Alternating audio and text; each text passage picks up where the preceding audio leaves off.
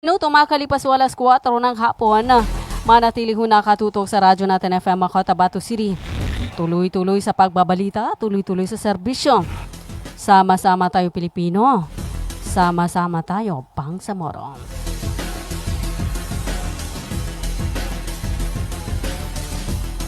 At ngayon, narito na ho ang ating pong mga balita. Idinaango sa ngayong araw, Abril 17 sa parang Central Elementary School, parang Maguindanao del Norte. Ang pagbibigay parangal sa mga nagwagi sa katatapos lamang na Barma Meet 2026. Ayon sa opisyal na pahayag na Ministry of Basic, Higher and Technical Education na pinaglilingkuran ni Minister Abuhagir Iqbal, itinanghal bilang overall champion ang Cotabato City School Division matapos makapagtala ng 116 na ginto, 72 pilak at 51 tanso. Sinundan ito ng Maguindanao del Norte Division bilang first runner-up na may 71 ginto, 64 na pilak at 61 tanso. Pumapangalawa naman ang bilang second runner-up ang Maguindanao del Sur Division na may 58 na ginto, 66 na pilak at 81 tanso. Habang nasa third runner-up ang Tawi-Tawi Division na may 33 ginto, 20 pilak at 8 tanso. Ang Cotabato City School Division ang dati ring defending overall champion sa nakaraang Barma Meet 2025. Dagdag ng MBHTE, ang tagumpay ng mga kalahok ay patunay ng kanilang kahusayan, disiplina at pagkakaisa bilang atletang Bangsamoro. Dinaluhan ang programa ng mga opisyal ng edukasyon, mga guro, magulang at mga atleta mula sa elementarya at sekundarya na nagbigay karangalan at inspirasyon sa buong rehiyon ng Bangsamoro sa pamumuno ni Barma Chief Minister Abdul Rauf Makakwa. Ang Barma Meet ay patuloy na nagsisilbing mahalagang entablado sa paglinang ng talento ng kabataang Bangsamoro tungo sa mas mataas na antas ng palakasan. 10 minuto makalipas walas 4 ng hapon. Kayo pa rin po patuloy na nakikinig sa atin po ang arangkada balita ng radyo natin FM Cotabato City. Ang bahagang ito ay hatid po sa inyo ng Cotabato Institute of Technology Foundation Incorporated, Al-Raiz Ventures Corporation, Glang Eye Care Clinic, Bagwalaying In Clinic, at siyempre hatid din po sa inyo ng KCC Mall of Cotabato.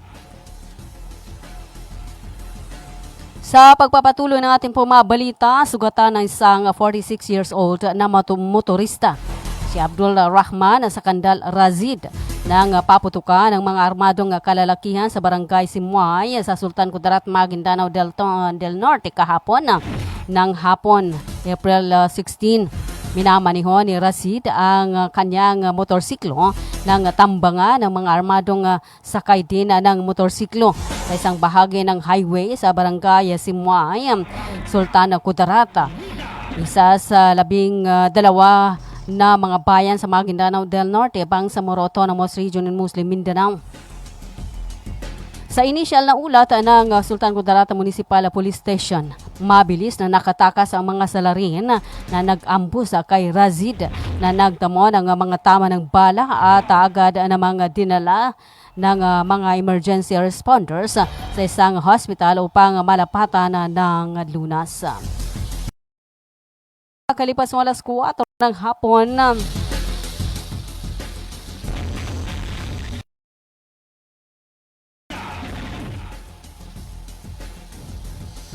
sa iba pa nating mga balita, formal lang tinanggap ng Bangsamoro Parliament ang Sheikh Salamat Hashim Building, isang 4 na palapag Naggusali na inaasahang magpapalakas sa kanilang kapasidad sa paggawa ng batas, lalo na sa paghahanda para sa kauna-unahang parliamentary elections ng rehiyon sa Setyembre 2026. Isinagawa ang turnover ceremony ngayong araw o noong Huwebes sa Bangsamoro Government Compound sa Cotabato City na pinangunahan ni Speaker Muhammad Yaqub, Minister ng Public Works na si Edward Geram, Cabinet Secretary Asnin Speaker Omar Sema at Parliament Secretary General Rabi Angkal kasama ang iba pang opisyal. Ang bagong gusali ay may 6 na conference room at 14 na opisina na dinisenyo para sa mga committee hearing, pulong at iba pang opisyal na gawain. Kompleto rin ito sa mga pasilidad upang magsilbing pangunahing workspace ng mga mambabatas at kanilang mga kawani. Ayon kay Speaker Yaqub, malaking tulong ang bagong pasilidad upang matugunan ang kakulangan sa espasyo habang patuloy na ginagampanan ng Parliament ang kanilang tungkulin, lalo na sa antas ng committee kung saan sinusuri at pinapanday ang mga panukalang batas.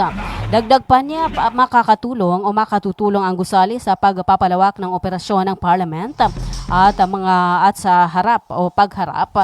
pagharap sa lumalaking dami ng trabaho bilang paghahanda sa paglipat tungo sa kauna-unahang halal na parliamentary body ng Bangsamoro.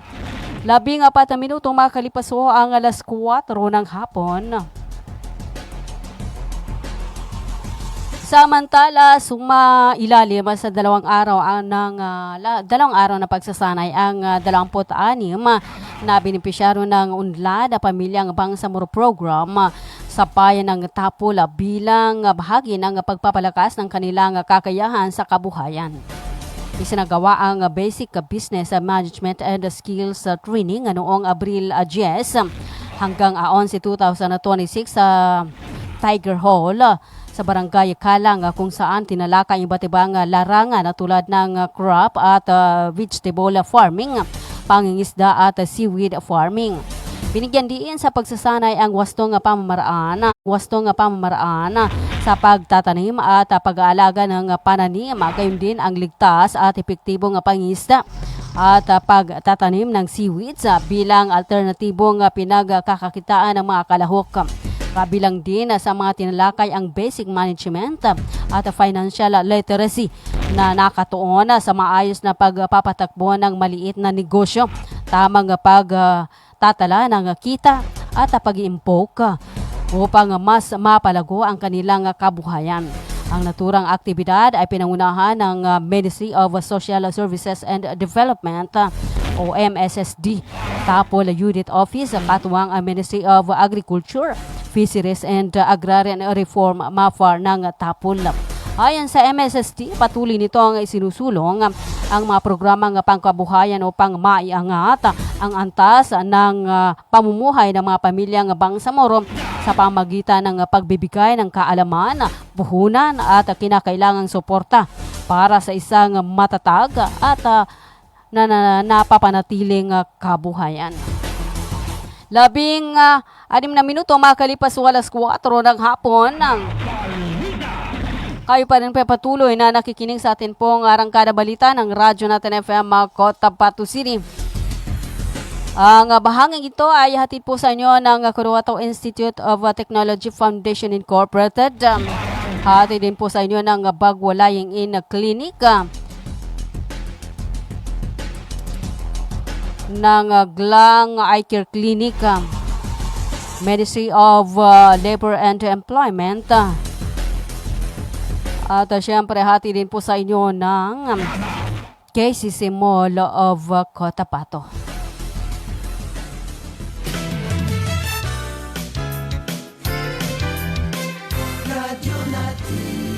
Bumili at manalo ng 300 trips to Mecca raffle promo sa KCC Mall of Cotabato. May 1 raffle entry sa bawat 200 pesos sa KCC Department Store o 1 raffle entry sa bawat 500 pesos sa KCC Supermarket gamit ang KCC Forever Bonus Card. May chance ka pang manalo ng 40 million shopping money. Milyong exciting prizes. KCC Supermarket, nakabarato. Everything's here at KCC for you. Magandang araw mga magulang at kabataan! Naghahanap ba kayo ng paaralang maayos, mapagkakatiwalaan at abot kamay ang bayarin? Sa Cotabato Institute of Technology Foundation Incorporated, tumatanggap kami ng kindergarten, elementary mula grade 1 hanggang grade 6, junior high school mula grade 7 hanggang grade 10, at senior high school na may strand na Humanities and Social Sciences. Sa Kitpi, may maalagang guro, maayos na pasilidad at edukasyong para sa masa. Mayroon din kaming scholarship program at tumatanggap ng mga scholars. Kaya ano pang hinihintay nyo? Mag-enroll na sa Kitpi. Para sa impormasyon, makipag-ugnayan sa 0905-1423-948. Matatagpuan sa Poblacion 8, Kakar, Cotabato City. Sa Kitpi, abot kamay na bayarin, edukasyong siguradong kinabukasan. Inihahandog ng Ministry of Labor and Employment, BARMM, sa pamamagitan ng Bureau of Employment, Promotion and Welfare. Mole Job Portal project na binuo para sa mga aplikanteng naghahanap ng trabaho at mga pribadong establishmento, kumpanya at recruitment agencies na nangangailangan ng mga trabahante. Libre. Madali. Ligtas gamitin para sa mga job seekers at employers. Narito ang iilan sa features at function ng online platform system na ito.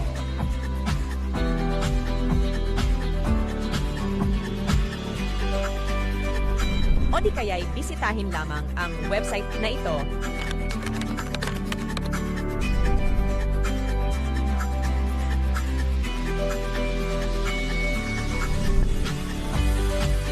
O maaari din i-scan ang QR code sa larawan.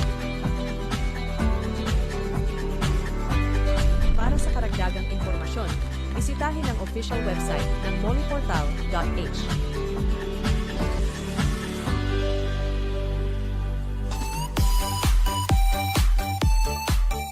Hello mga mamis!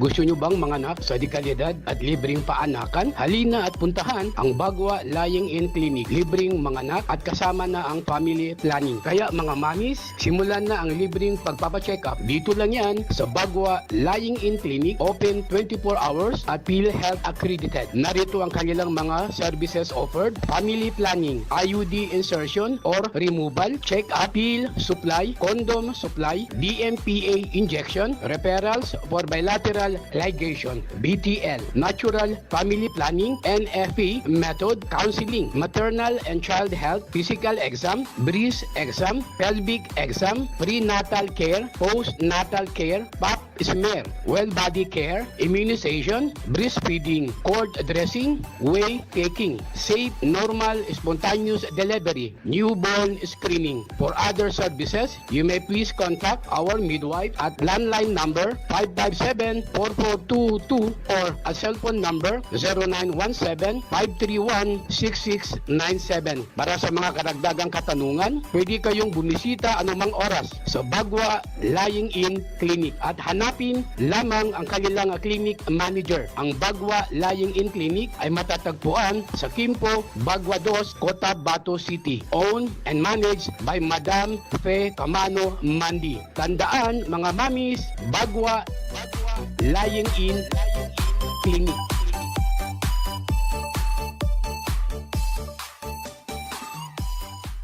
Libre po ang mga anak sa Bagwa Lying-in Clinic. Kinakailangan lamang po ang updated na PhilHealth. Maraming salamat. Assalamualaikum. Alam nyo BARM, ang COMELEC voter registration ay bukas na para sa non-BARM areas. Pero sa BARM areas ito ay magsisimula pa lamang sa May 1 hanggang May 18, 2026. Gayunpaman, maaari pa rin kayo mag-avail ng Special Register Anywhere Program o Register Anywhere Program sa labas ng BARM. Pero ang application nyo ay mapoproseso lamang simula May 1, 2026. Syukran! Bay, siya kapan? Why, Bapa? Nana ko din. Bapa. Bagi kako sa walay na nakinog ko adan ini balita yani mana na pagsikap sa mata na narinyang ko ged kasaki na berhal sa pangingili ko di ako pagkabati sa Quran kaya ko gele sa mapya nakyogo na makele kupon sa mga laga ang mga manisan. Ano natabuhan Bapa? Kaadin na katawang ko. Nang bapatelunan ka na mapiyay ka-check upin. Do kumpleto sila sa mga gamit sa ka-check up sa mata. So lang, eye care clinic. Matunang kayo ito Bapa, katawan na kawin dawalalan. Maya ba sa pagkambitya tanan na mapakaya daun kasaki kabaongan ko na mag. Luka buanga sa second floor Sardonyx Plaza. Mbalaka na Gutierrez Avenue, do Sensuat Avenue, Cotabato City. Ala inshallah nanalmo ko namagudasukal nalmo ko kando makele kupan. Mga pagali nami, mga pakat nami, ubangili kano sa mapeka check-up nin sa mata, undo kompleto yung mga gamit nin, naangay kano sa Glang Eye Care Clinic, matun sa second floor, Sardonyx Plaza, Malaka na Gutierrez Avenue, Dusinsuat Avenue, Cotabato City. Mapakaya tamawag kano sa cellphone number nilan, 0966-024-6066. Kano email ad nilan, glangacc@yahoo.com. Angay kanudan sa Glang Eye Care Clinic. Glang Eye Care Clinic. Assalamualaikum. Alam nyo BARM, ang COMELEC voter registration ay bukas na para sa non-BARM areas. Pero sa BARM areas ito ay magsisimula pa lamang sa May 1 hanggang May 18, 2026. Gayunpaman, maaari pa rin kayo mag-avail ng Special Register Anywhere Program o Register Anywhere Program sa labas ng BARM. Pero ang application nyo ay mapoproseso lamang simula May 1, 2026. Syukran! Radyo natin. 24 minutes mga kalipas ng alas 4 ng hapon at kayo pa rin patuloy na nakikinig sa atin pong arangkada balita ng Radyo Natin FM Cotabato City.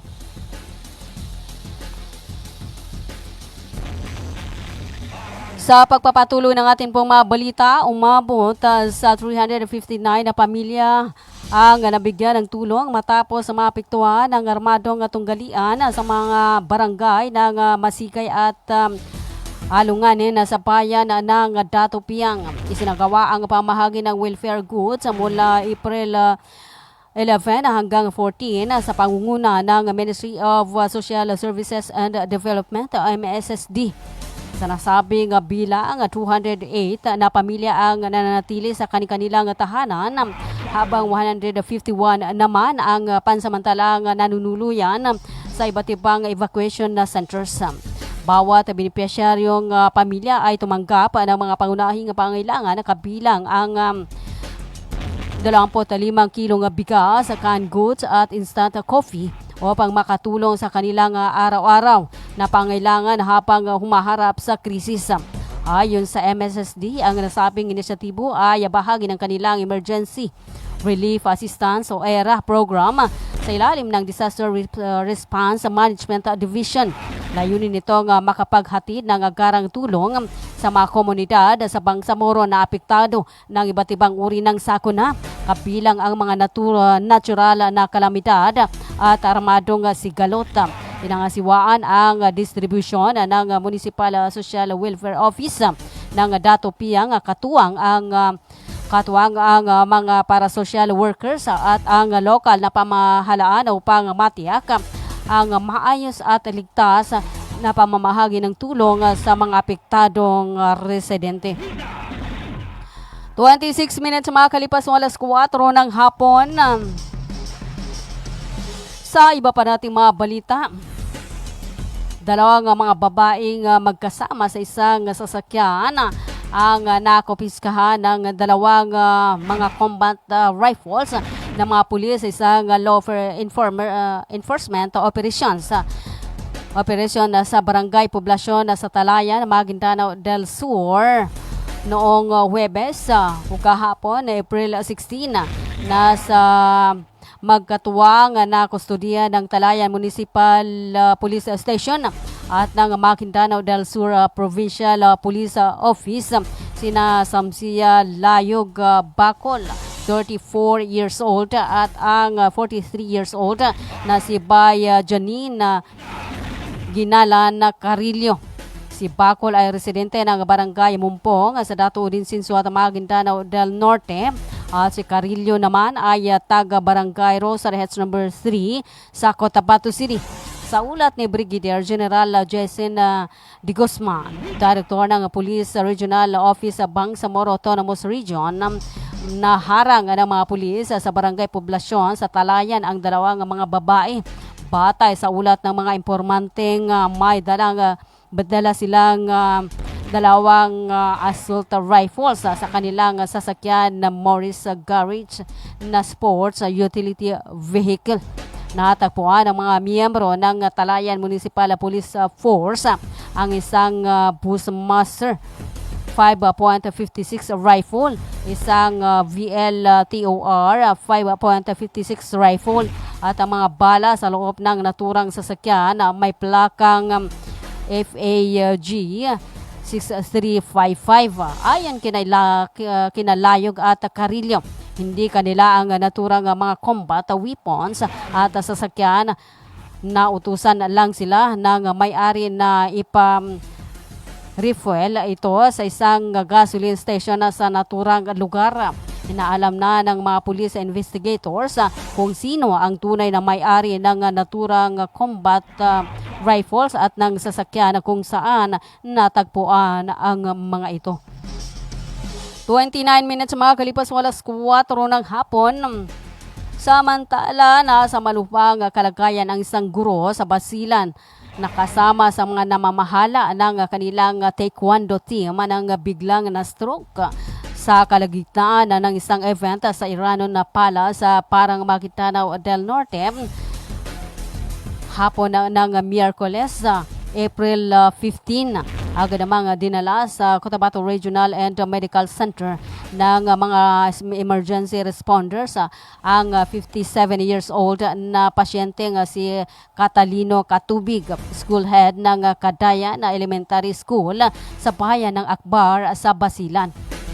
Malubha ang kalagayan ni Catubig ayon sa mga kapwa school officials na kasama sa delegado ng Basilan sa kasalukuyang o sa katatapos lamang na Bangsamoro Autonomous Region in Muslim Mindanao Regional Athletic Meet sa Parang, isa sa 12 na mga bayan sa Maguindanao del Norte. Ayon kay Myra Borja Mangkabong, Basilan Schools Division na Superintendent, na stroke si Catubig habang ginagawa ang kanyang tungkulin sa loob ng Iranon Palace sa sentro ng Parang. Mismong sila Mangkabong at kapwa sa mga Basilan school officials ang nag-aasikaso kaya Catubig na ginagamot na sa CRMC, ang pinakamalaking hospital sa Cotabato City, ang kabisera ng Bangsamoro Autonomous Region in Muslim Mindanao. 31 minutes makakalipas ng alas 4 ng hapon. Ang oras na yan ay atid po sa inyo ng Cotabato Institute of Technology Foundation Incorporated. Hatid din po sa inyo ng Glang Eye Care Clinic. At syempre hatid din po sa inyo ng Ministry of Labor and Employment sa pamamahala ni Molibar, Minister Dato Muslimin Gisema, at sa kanilang General Director Dato Surab Abutazil Jr. Hati din po sa inyo ng Virginia Food Incorporated. At syempre, hati din po sa inyo ng KCC Mall of Cotabato. Bumili at manalo ng 300 trips to make a raffle promo sa KCC Mall of Cotabato. May 1 raffle entry sa bawat 200 pesos sa KCC Department Store o 1 raffle entry sa bawat 500 pesos sa KCC Supermarket gamit ang KCC Forever Bonus Card. May chance ka pang manalo ng 40 million shopping money. Milyong exciting prizes. KCC Supermarket, nakabarato. Everything's here at KCC for you. Magandang araw mga magulang at kabataan! Naghahanap ba kayo ng paaralang maayos, mapagkakatiwalaan at abot kamay ang bayarin? Sa Cotabato Institute of Technology Foundation Incorporated, tumatanggap kami ng kindergarten, elementary mula grade 1 hanggang grade 6, junior high school mula grade 7 hanggang grade 10, at senior high school na may strand na Humanities and Social Sciences. Sa Kitpi, may maalagang guro, maayos na pasilidad at edukasyong para sa masa. Mayroon din kaming scholarship program at tumatanggap ng mga scholars. Kaya ano pang hinihintay nyo? Mag-enroll na sa Kitpi. Para sa impormasyon, makipag-ugnayan sa 0905-1423-948. Matatagpuan sa Poblacion 8, Cacar, Cotabato City. Sa Kitpi, abot kamay na bayarin, edukasyong siguradong kinabukasan. Inihahandog ng Ministry of Labor and Employment, BARMM, sa pamamagitan ng Bureau of Employment, Promotion and Welfare. Mole Job Portal project na binuo para sa mga aplikanteng naghahanap ng trabaho at mga pribadong establishmento, kumpanya at recruitment agencies na nangangailangan ng mga trabahante. Libre. Madali. Ligtas gamitin para sa mga job seekers at employers. Narito ang iilan sa features at function ng online platform system na ito.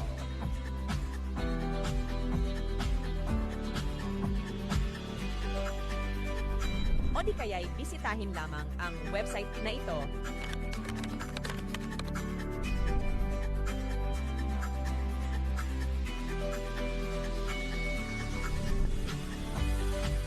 O maaari din i-scan ang QR code sa larawan. Para sa karagdagang impormasyon, bisitahin ang official website ng moleportal.h.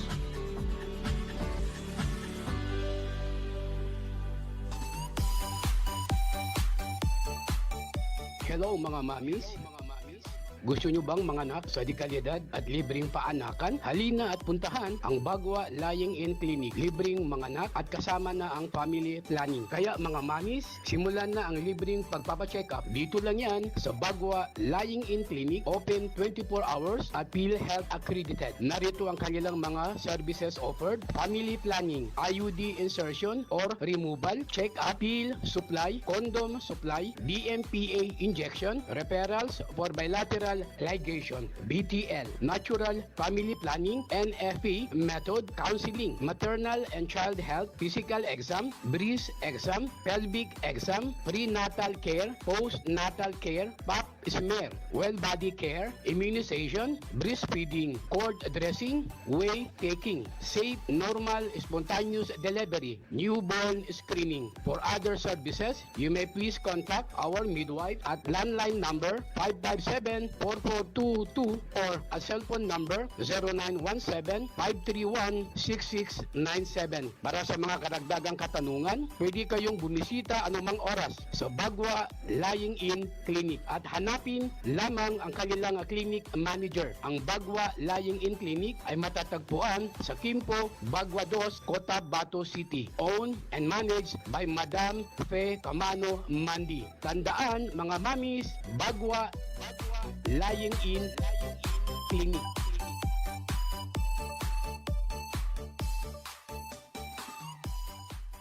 Libre po ang mga anak sa Bagwa Lying-in Clinic. Kinakailangan lamang po ang updated na PhilHealth. Maraming salamat.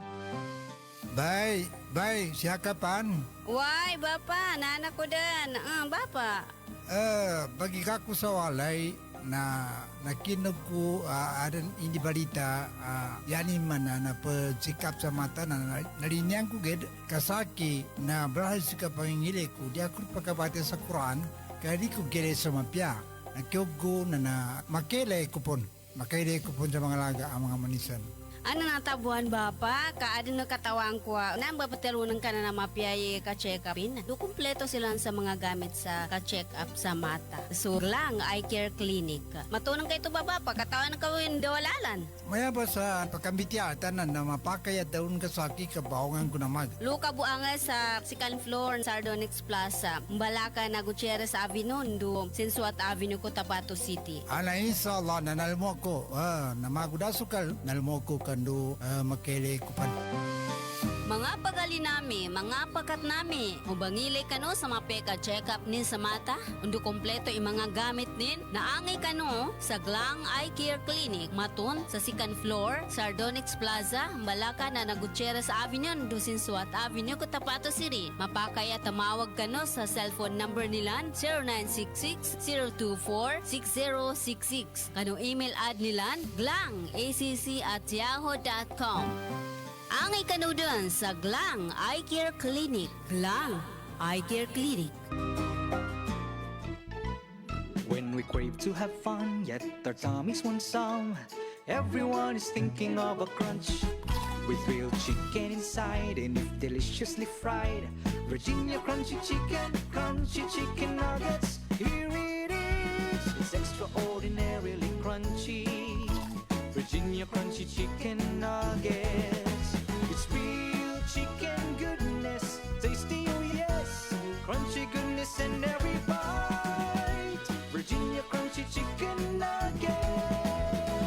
Song sponsorship brought to you by Virginia Crunchy Chicken Nuggets of Virginia Food Incorporated Crunchy Line. Assalamualaikum. Alam nyo BARM, ang COMELEC voter registration ay bukas na para sa non-BARM areas. Pero sa BARM areas ito ay magsisimula pa lamang sa May 1 hanggang May 18, 2026. Gayunpaman, maaari pa rin kayo mag-avail ng Special Register Anywhere Program o Register Anywhere Program sa labas ng BARM. Pero ang application nyo ay mapoproseso lamang simula May 1, 2026. Syukran! Radyo natin.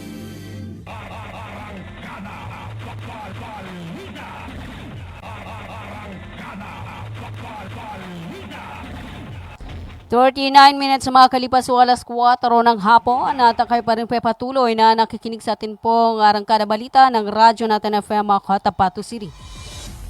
Sa pagpapatuloy ng ating pong mga balita, tumanggap ng pinansyal na tulong ang ilang piling civil society organizations o CSOs sa Cotabato City bilang bahagi ng unang batch ng benepisyaryo ng Transitional Development Impact Fund o TDIF para sa taong 2026. Pinangunahan ang pamahagi ng tanggapan ni MP Abdul Basit R. Benito kung saan bawat organisasyon ay nakatanggap ng tig 150,000 pesos na tseke. Layunin ng programa na magsilbing paniwalang puhunan o dagdag kapital para sa mga proyektong pangkabuhayan at community-based initiatives ng mga CSO. Ayon sa tanggapan ni MP Benito, inaasahang makakatulong ang naturang pondo upang mapalakas ang grassroots development at makalikha ng mas sustainable pagkakitaan sa mga lokal na komunidad. Bagamat pangunahing tungkulin ng mga miyembro ng Bangsamoro Parliament ang paggawa ng batas, binigyan diin na may papel din sila sa paghahati ng serbisyong panlipunan kabilang ang mga programang pangkabuhayan na direktang nakikinabang ang kanilang mga nasasakupan. Isinasagawa ang inisyatiba sa ilalim ng Ministry of Labor and Employment o MOLE sa pamagitan ng Bangsamoro Rural Employment through Entrepreneurial Development Program na layong paigtingin ang kabuhayan at kakayahan ng mga komunidad sa rehiyon. Ang programa ay nasa ilalim ng pamuno ni Abdul Rauf Makakua. Nagpasalamat si MP Benito kay Minister Dato Muslimin Jesema para sa patuloy na suporta sa implementasyon ng mga programang pangkomunidad. Samantala, nagpahayag din ng pasasalamat ang mga benepisyaryong organisasyon na nagsabing malaking tulong ang natanggap nilang pondo upang mapalawak ang kanilang mga proyekto at serbisyo. Ang pamahaging ito ay bahagi ng patuloy na advokasya ni Benito sa pagsuporta sa mga CSO kasunod ng kahalintulad na programa noong nakaraang taon na nagbigay rin ng tulong sa mga inisyatibang pang-komunidad sa Bangsamoro. 42 minutes makakalipas ng alas 4 ng hapon. Sa iba pa nating mga balita, nagsagawa ng Grassroots Leadership General Meeting ang bayan ng Dato Udin Sinsuat nitong kahapon, April 16, 2026 na ginanap sa Asmay Covered Court, Barangay Corintham, Dato Udin Sinsuat, Maguindanao del Norte. Ayon kay Mayor Abdullah Main Baba, sa layon ng pulong na ipakita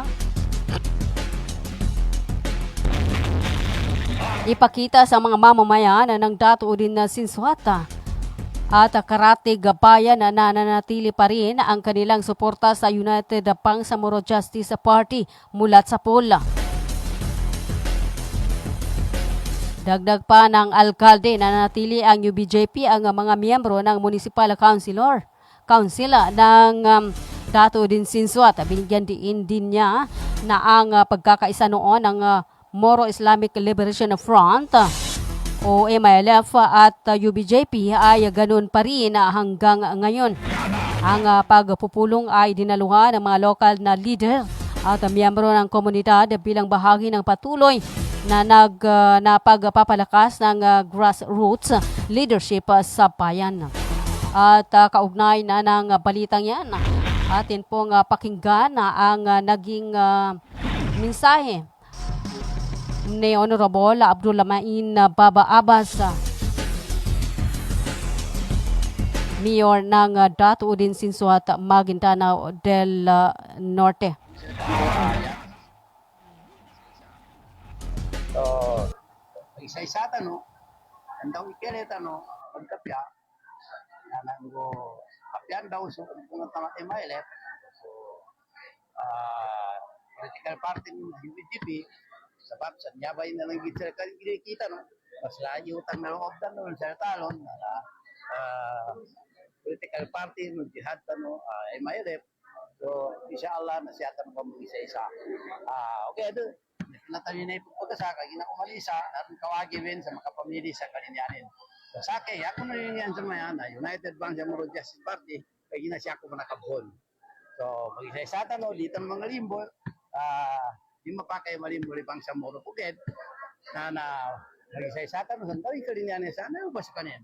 Wassalamualaikum warahmatullahi wabarakatuh. Bismillahirrahmanirrahim. Assalamualaikum warahmatullahi wabarakatuh. Marami sila kano, yan nasisitan. Isa-isa. Isa-isa tanong. Andang ikilit tanong.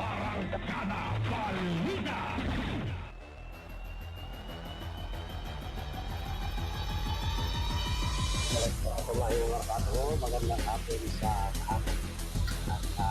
ating mga tagapagnig. Ang masasabi ko lang dito sa inanap natin gathering ngayon ay kasi napakaraming mga issue ngayon na maaari nating sabihin na magiging dahilan ito para magkawatak ng mga Bangsamoro. Kaya dito sa amin sa natin naisip namin na buo itong gathering para magkaisa ang mga taga natin. Bali, totoo naman yun kasi una-una ako ang municipal executive ng UBGP dito sa Davao.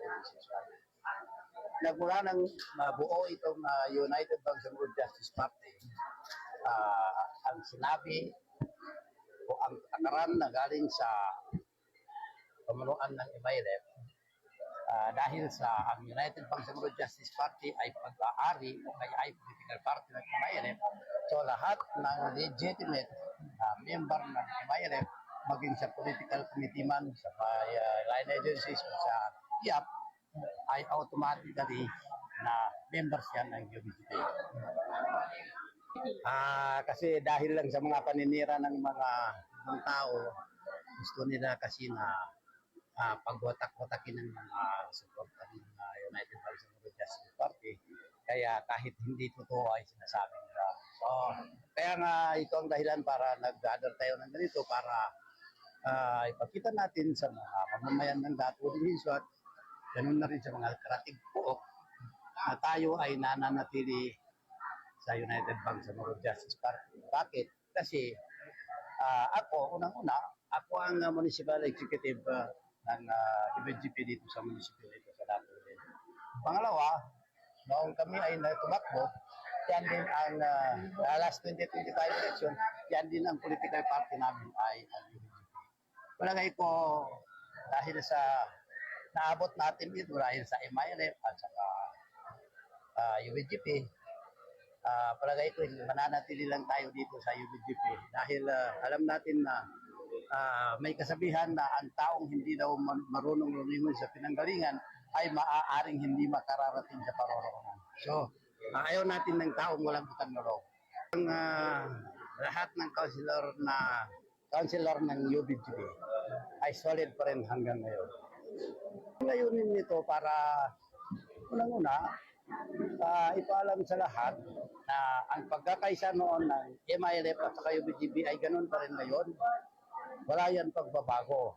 Mula sa root hanggang sa lahat-lahat ay kailangan magkaisa. So ito, nakita natin na dito sa ating Dato Division ay kung ano ang pinagsimulan natin ay ganun pa rin ngayon na nakarating tayo ng ganitong kinalaran.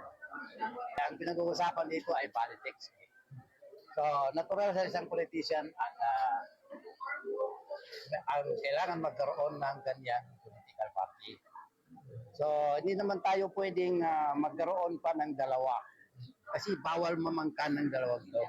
So, ang atin lang, dahil napipilitan na tayong pumili ng political party, ay ito, pumili tayo. So, ang napili rin natin ay kung saan ang pinanggalingan natin, yun din ang napili natin.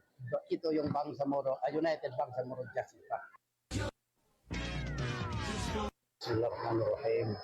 Assalamualaikum warahmatullahi wabarakatuh. Magandang hapon sa lahat.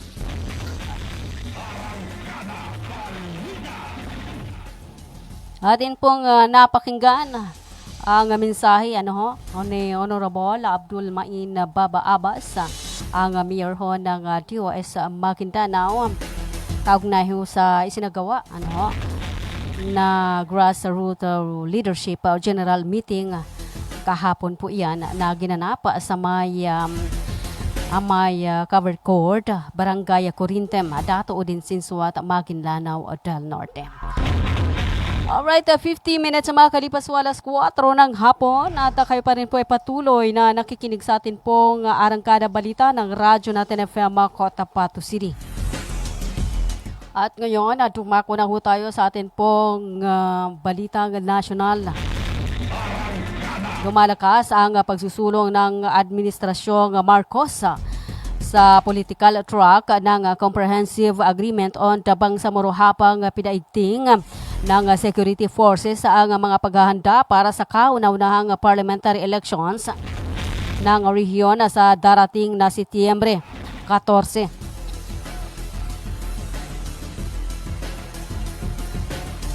Sinimulan ng law enforcement at military units ang pagpapalakas sa security operations sa lahat ng mga tinukoy na hotspots sa rehiyon. Binibigyan diin ang pangako ng pamahalaan na tiyakin na ang makasaysayang electoral exercise ay maisasagawa ng mapayapa at kapanipaniwala bilang bahagi ng mas malawak na proseso ng normalisasyon at transisyon. Itinaas na ng Armed Forces of the Philippines sa pamamagitan ng mga unit ng 6th Infantry Division ang antas ng pagbabantay nito at mahigpit na nakikipag-ugnayan sa Philippine National Police upang tiyakin ang seguridad ng mga komunidad na itinuturing na vulnerable sa kahulugang may kaugnayan sa halalan. Sinabi ni Lieutenant Colonel Ronald E.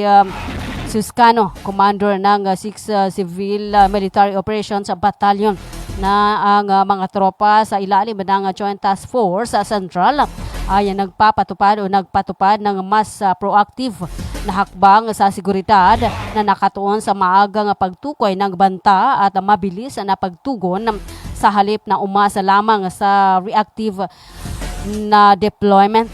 Sa halip na ituon lamang ang puwersa sa urban centers, ay pinakakalat ng mga otoridad ang kanilang presensya sa mga munisipalidad sa kanayunan at mga barangay na madaling magkaroon ng alitan. Kabilang dito ang ilang bahagi ng Maguindanao del Sur at Maguindanao del Norte, gayon din ang piling mga nayon sa Cotabato Province at Cotabato City kung saan dati nang tumitindi ang tensyon tuwing halalan. Pinaigting din ang mga unit ng militar at pulisya ang koordinasyon sa intelligence sa pamagitan ng pagsasama ng mga community-based information network sa formal surveillance operations. Layunin nito ng masusing mabantayan hindi lamang ang mga natitirang ekstremista kundi pati ang mga hindi gaanong organisadong armadong grupo na maaring madamay sa mga lokal na tunggaliang politikal. Nagpahayag ng pangamba ang mga security official sa posibleng muling pag-activate o pagsasamantala ng mga armadong paksyon kabilang ang mga may kaugnayan sa Bangsamoro Islamic Freedom Fighters at iba pang natitirang militanteng grupo, lalo na sa mga sitwasyong maaaring subukang gamitin ng mga lokal na kandidato ang mga ito upang makakuha ng bentahe sa kanilang lugar. Upang tugunan ang mga panganib na ito, binalakas ng mga otoridad ang presensya sa pamagitan ng mga checkpoint at tuloy-tuloy na patrolya habang sabay na pinatitibay ang mga hindi gaanong nakikitang mekanismo ng pagbabantay. Binigyan din ng mga opisyal na ang ganitong balanseng estratehiya ay naglalayong hadlangan ang paglalaan ng sitwasyon nang hindi na nagdudulot ng labis na pangamba sa mga residente. Ang parliamentary election sa Setyembre ay kumakatawan sa isang mahalagang hakbang sa pagpapatupad ng Comprehensive Agreement on the Bangsamoro na nagmamarka ng paglipat ng BARM tungo sa isang fully elected parliamentary government. Isa sa mga pangunahing haligi ng political track ng kasunduang pangkapayapaan. Binigyan din ng Administrasyong Marcos ang kahalagahan ng transisyong ito na tinitingnan ang matagumpay na pagdaraos ng halalan bilang bahagi o bilang mahalaga sa pagpapatatag ng mga natamong kapayapaan, pagpapalakas ng mga demokratikong institusyon at pagpapatibay ng otonomiya ng rehiyon sa ilalim ng Bangsamoro Organic Law. Sinabi ng mga security planner na ang kahalagahan ng nalalapit na halalan ay nagtaas ng antas ng operasyon. Kaya mas pinaigting ang koordinasyon sa pagitan ng Armed Forces of the Philippines, Philippine National Police, Commission on Elections at ng mga lokal na stakeholder upang tiyakin ang integridad ng proseso at ang kaligtasan ng mga botante. Sa kabila ng patuloy na mga hamon sa seguridad, nanatiling nasa tamang takbo ang mga paghahanda ayon sa mga otoridad na may pangunahing layunin na matiyak na malaya at ligtas na makaboboto ang mga mamamayan ng Bangsamoro sa itinuturing na makasaysayang yugto sa pamahala ng rehiyon at sa mga pagsisikap ng pambansang pamahalaan sa peace building. 57 minutes sa mga kalipas ng alas 4 ng hapon at kayo pa rin patuloy na nakikinig sa atin pong Arangkada Balita ng Radyo Natin FM Cotabato City. Nagpalabas si Pangulong Ferdinand Marcos Jr. ng executive order ukol sa suspension ng excise tax sa liquefied petroleum gas o LPG at kerosene. Ito ay matapos na i-anunsyo ni Pangulong Marcos noong Abril 13 na ang excise tax sa mga petroleum products ay mababawasan. Ang EO 114 tinintahan noong April 16 at isinapubliko araw ng Biyernes. Nagsasaad na ang suspension ay tatagal ng 3 buwan at magiging subject sa monthly review ng Development Budget Coordination Committee. Inirekomenda naman ng committee sa Pangulo kung ang suspension ay palalawigin, babaguhin o tatapusin. Idagdag pa rito, inatasan ng DOE na hilingin sa mga oil companies na magsumite ng monthly reports ukol sa cost components ng petroleum products na saklaw ng kautusan sa panahon ng suspension ng excise taxes. Ang DOE ay magsusumite ng impormasyon sa DBCC at Kongreso.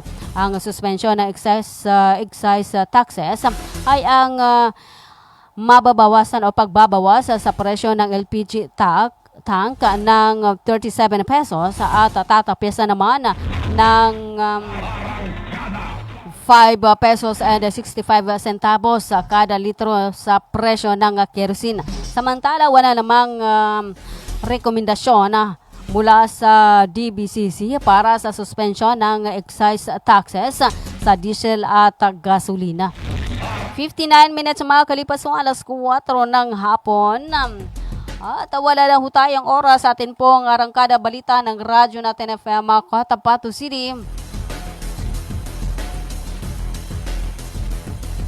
Ayan, at bago tayo magpaalam, hello sa ating mga taga-subaybay at taga-pakinig. Ayan, share and like ang ating pong Facebook, ang Radyo Natin FM DXT, Sinari 5.9 Cotabato City. Tayo ho ay napapakinggan o napapanood sa ating pong Facebook Live. Sa ating pong Facebook, ang Radyo Natin FM DXT, Sinari 5.9 Cotabato City. Yan, hello kay Ma'am Vilma Besar Orquiola. Tama ba? Yan. At hello kay Sir Dato Kaiser Lumaginding. Ayan. Good afternoon kay Binsar Abbas Nesrin o Mama Nesrin Benito. Ayan. Good afternoon kay Ma'am by Omukul Sumitimbang Waya. Yan, thank you sa panonood at sa pakikinig sa lahat po ng programa ng Radyo Natin FM Cotabato City. Ayan, hello ka siya ay nanonood kay kay Ma'am Vilma Bisar Orquiola. Tama ba? Ayan, dyan sa may poblasyon na 4, Cotabato City. Ayan, isang magandang hapon sa mga friends po natin dyan sa may poblasyon na 4. Dito sa ating lungsod ng Cotabato. Ayan. Hello kay Ma'am Sambay Adam. Good afternoon. At siya ay nanonood dyan sa may Almonte Extension ng Cotabato City. Ayan. God bless. Thank you sa panunood dyan sa may Almonte Extension. At syempre sa lahat po ng ating mga taga-subaybay dito sa may 37 barangays ng ating lungsod ng Cotabato. Dyan sa may South and North Cotabato area. Isang magandang hapon na few tumaga sa mga kaibigan ho natin ng mga tinuray. Ayan, dyan sa may South and North UP Maguindanao. At North UP sa may South UP ayan, a few tumagan, a few bagay, few muyag sa mga kaibigan ho natin ng mga tinuray. Ayan, at dito sa ating mga kapitbahay dito sa may RH1 sa may Zone 7 PC Hill, Cotabato City. Ayan, isang magandang hapon. At syempre sa mga kaibigan ho natin maayong hapon na kaninong tanan sa mga kaibigan ho natin ng mga Kristiyano sa mga Bisaya ho natin na mga kaibigan Ayan, maayong hapon na kaninong tanan at wala na ho tayong oras dito ho sa atin pong Arangkada Balita ng Radyo natin FM Cotabato City. Ayan, sa mga nagmamaneo sa mga oras na ito, ingat-ingat at sa mga lalabas ho ng kanila pong tahanan wag ho nating kaligtaan na magdala ng inuming tubig Ayan, at syempre dapat magsuot ho tayo ng mga light color at mahabang manggas. Alright, at yan ho ang kabuuan ng ating pong mga balita sa Arangkada Balita ng Radyo natin FM Cotabato City. Ngayon ay araw ng Biyernes at ika-17 sa buwan ng Abril 2026 at ika-28 naman po sa buwan ng Shawwal 1447 sa atin pong Hijri calendar. Maraming salamat po sa pakikinig at sa panunood. Ayan, sa ngalan po ng aming station manager, sa aming broadcast media engineers, and of course, sa ngalan ng aming admin officer at sa aming news head, sa aming news writer, ako po muna ang inyong pansamantalang nakasama sa Arangkada Balita ng Radyo natin FM Cotabato City. Ako po si Analiza Abbas. Hanggang sa muli ho sa ganito pa ring oras at himpilan. Manatili ho nakatutok sa Radyo natin FM Cotabato City. Tuloy-tuloy sa pagbabalita, tuloy-tuloy sa serbisyo. Sama-sama tayo Pilipino. Sama-sama tayo Bangsamoro. 7,100 isla, Luzon, Visayas at Mindanao. Iba't ibang tinig. Lain-laing mga pananaw. Lain-lain nga tinog. Magkadurot-lain na panlantaw. Iba't ibang balita, isang bansa. Lain-laing balita sa usa ka nasod. Lain-lain na hambal, isa ka pungsod. Magkadurot-lain nga balita sa bugos nga nasod. Radyo natin. Radyo natin. Radyo natin. Radyo natin. Radio natin.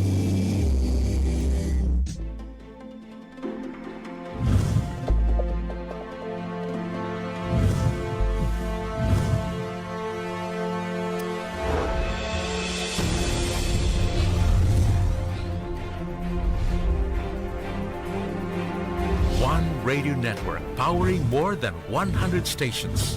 Heard in 81 provinces, 145 cities, and 1,490 municipalities. Giving voice to more than 300 Radyo Natin announcers every single day.